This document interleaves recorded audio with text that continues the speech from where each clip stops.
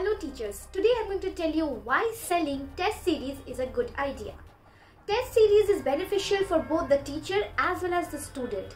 For student, it is a way to prepare for their exams, and for teacher, it is a great way to earn some extra money. But there are certain things that you need to keep in mind to sell your test series. The first one is that your test series is supposed to be of high quality.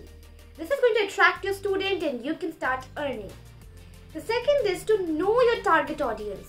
You cannot sell a series, you cannot keep a pricing range if you don't know your target audience. So you earning depends a lot on how much you know your target audience. The third one is promotions. Any product, service, anything needs to be promoted really well so it reaches your target audience. With effective promotional strategies, you can reach your target audience and offer them the test series. Finally, the integration of unique features. What makes you stand out from the rest of the competitors? So you need to add certain unique features that only your test series has, which lacks in your other competitors. This way you will stand at the top and start earning.